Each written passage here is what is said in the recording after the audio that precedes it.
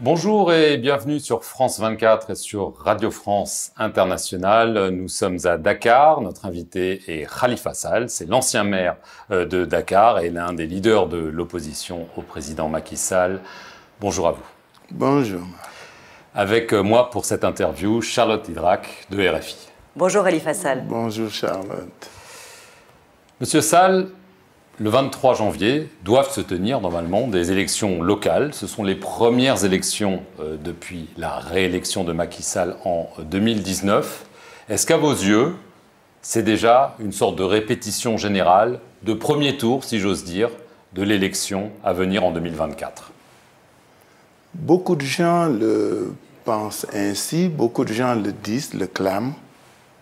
J'en fais pas partie. Je pense que c'est des élections locales. Par contre, ces élections sont essentielles pour déterminer le devenir du cours démocratique de notre pays. Il nous faudra, nous, battre le président Macky Sall et sa majorité pour le dissuader définitivement de se présenter pour un troisième mandat. En ce sens, certains disent que c'est un premier tour. Pour moi, non. C'est une élection. Et nous devrons la gagner. Alors, vous avez, pour cette élection, formé une coalition, notamment avec Ousmane Sonko. Ce scrutin marque votre grand retour, si je peux utiliser l'expression, sur le devant de la scène politique. Vous jouez gros. Pourquoi un retour? Non, je n'ai jamais été absent de la scène politique. J'étais en prison, j'étais candidat aux élections législatives. J'étais en prison, j'étais candidat recalé à l'élection présidentielle. Et c'est tout à fait normal qu'avec les amis de Yewwi Askan Wi, Ousmane Sonko et tous les leaders qui sont avec nous dans cette large, belle et grande coalition, pour nous battre, afin que nous puissions montrer, convaincre les Sénégalais de ce dont nous sommes capables, mais surtout de notre volonté de gérer autrement les territoires. Khalifa Sall, le climat préélectoral est crispé. Il y a déjà eu des incidents. Est-ce que vous craignez une escalade, des violences comme celle du mois de mars dernier? On ne peut rien exclure. Vous savez pourquoi? Parce que la violence n'est pas le fait de l'opposition. Quand je le dis, les gens peuvent le comprendre. C'est le pouvoir actuel qui use de la violence. La violence n'est pas que physique. La violence, elle est politique. La violence, elle est juridique et judiciaire. La violence est dans cet harcèlement permanent dont font l'objet les opposants. La violence est dans la violation des textes. Aujourd'hui, nous sommes dans un scrutin où les règles sont bafouées, l'État ne respecte pas ses propres textes. Nous sommes obligés de résister. Justement, les représentants des confréries musulmanes ont proposé une charte de la non-violence. Ousmane Sonko a refusé de signer cette charte. Qu'est-ce que vous pensez, vous, de cette initiative?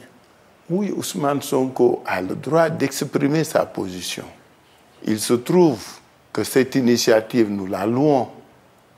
Ce que nous lui reprochons, c'est que le premier à user de la violence, c'est le gouvernement. Il fallait préalablement aller voir M. le Président de la République, lui parler, et ensuite qu'il s'engageât afin qu'en dernier, l'opposition puisse venir à la table de discussion. Nous n'avons jamais refusé de discuter. La preuve, nous avons reçu cette délégation. Mais nous lui avons donné notre point de vue sur la question. Aujourd'hui, ceux qui sont à l'origine de toutes les violences, c'est ce gouvernement-là. Oui, mais concrètement, quel message vous lancez à vos militants, à vos partisans? Si ça venait à déraper de nouveau, ce serait œil pour œil, dent pour dent? Qu'est-ce que vous appelez déraper à nouveau? On a vu qu'il suffisait d'une étincelle. Dans le processus électoral, ce que vous constatez, ce sont nos droits qui sont bafoués. Ce sont nos listes qui sont écartées. Ce sont nos candidats qui sont mis de côté. Vous pensez vraiment que les responsables de Benno Bokk Yakaar sont mieux outillés que nous pour faire des listes électorales? Vous le pensez? Et qu'il n'y ait eu aucun rejet de Benno Bokk Yakaar dans les 600 et quelques collectivités locales en lice. Vous pensez ça normal? Alors que nous savons, puisque vous savez, le Sénégal est un petit village, hein, c'est un gros village, on sait ce qui se passe chez l'autre. Ils ont bénéficié de l'aide des autorités territoriales. Les préfets, certains sous-préfets les ont aidés. Par contre, il y a une campagne systématique de blocage des listes de l'opposition, pas que de Yewwi, de toute l'opposition. Toutes les listes de l'opposition ont fait l'objet de rejets, de difficultés. Aucune liste de Benno Bokk Yakaar n'a été. Les élections vont être truquées. Nous n'avons, pour l'instant, oui, nous pouvons le subodorer. Vous savez pourquoi? Je vous ai parlé de violence, mais surtout de violation des textes. Nous sommes à moins de 50 jours du scrutin. Nous ne savons rien du fichier électoral. Alors que nous savons, par expérience, depuis 2012, que ce gouvernement est en place, le fichier électoral est manipulé. Nous le savons. Un boycott est-il envisageable? Pas du tout. D'accord. Boycott, c'est trop facile. On s'opposera. On se battra pour qu'on ne nous vole pas notre victoire. Macky Sall, vous l'avez évoqué dans votre première réponse, est-ce que d'après vous, il veut faire un nouveau mandat présidentiel? Les élections, je le rappelle, sont prévues en 2024. Il faut le lui demander ce que nous savons. Votre avis? Contre. Non, je n'ai pas d'avis. Si vous avez fait une affirmation, question. Il faut aller lui poser la question. Alors, je vais vous poser la question. Est-ce qu'il en a le droit, à vos yeux? Non. Pourquoi? Parce que, vous savez, il y a ce qu'on appelle le VAR, vous le savez, en sport. La campagne de 2016, je suis socialiste. J'étais dans les instances du Parti socialiste. J'étais dans Benno Bokk Yakaar.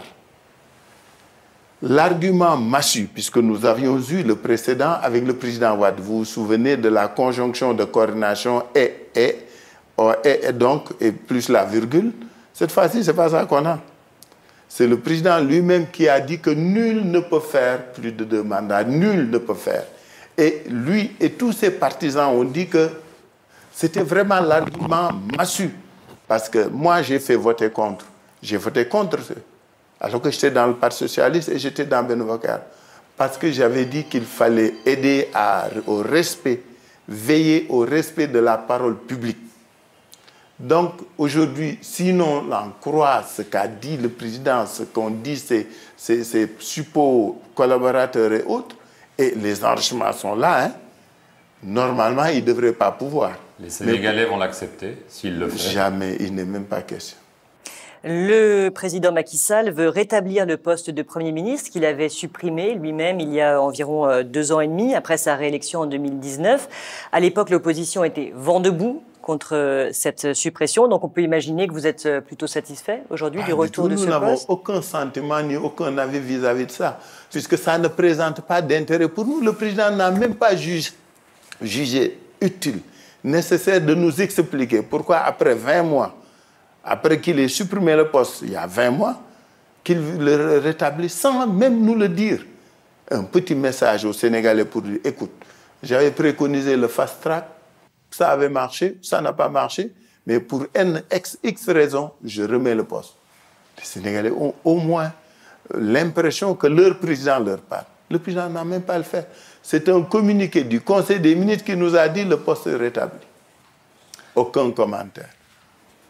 Vous avez été condamné en 2018 à 5 ans de prison. Tout à fait. Pour détournement de fonds publics, ce que vous avez toujours nié. Vous avez été gracié par le président Macky Sall en 2019. Sans que je l'ai demandé. Et je n'ai pas été condamné pour détournement. Oui, pour faux en écriture, escroquerie. Mais voilà, j'ai voulu simplifier la description. Mais vous avez été gracié sans le demander. Vous restez à ce jour inéligible. Est-ce que vous avez demandé une amnistie? Je ne suis pas inéligible. Vous considérez que vous êtes dorénavant inéligible? Je ne suis pas inéligible. Vous savez, l'inéligibilité est une peine. C'est prévu par le code pénal et le code de procédure. L'inéligibilité est une peine.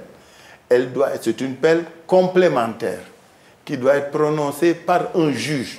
Aucun juge ne la prononce. Alors, je vais reformuler la question. Oui, est-ce que vous avez demandé une amnistie au président Macky Sall? Je n'avais pas demandé pour aller en prison. Je n'avais pas demandé pour sortir de prison. Je n'ai pas demandé une amnistie. Est-ce qu'il y a des pourparlers entre qui et qui? Entre vous et le président pour que ça arrive? Pas à ma connaissance. Est-ce que vous êtes en contact avec Karim Wade? On sait qu'il a des problèmes, pas exactement les mêmes, pour essayer justement d'obtenir une faveur. Karim, on échange, mais c'est une question qui, pour nous deux, n'est même pas à l'ordre du jour, à ma connaissance. Parce que c'est quand même une question qui vous concerne directement, vos droits politiques, votre avenir politique. Oui, mais mes droits politiques m'ont été, je les ai, en tout cas, je vis cette situation politique de manière politique, je me battrai de manière politique pour les recouvrer. Khalifa Sall, est-ce que vous espérez pouvoir être candidat à la présidentielle de 2024? Inch'Allah, je serai candidat en 2024. Et est-ce que vous pensez qu'il y aura un candidat unique, ou vous seriez pour un candidat unique de l'opposition en 2024? Notre coalition, Yewwi Askan Wi, qui est la coalition de l'espoir, vous l'avez vu, c'est une coalition massive, inventive, porteuse de propositions nouvelles dans la gestion locale et pour la gestion de ce pays, avec des ruptures qui sont énoncées, attendues par le pays. Ce pays vit des difficultés, c'est la misère, c'est difficile partout et pour tout le monde. Cette coalition de l'espoir a décidé d'aller ensemble pour les élections locales. Elle a décidé d'aller ensemble pour les élections législatives.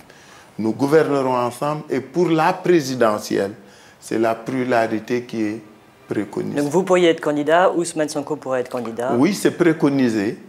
Et tous les candidats se battront. Et le mieux placé dans Yewwi a le soutien total de tout le monde. Merci Khalifa Sall.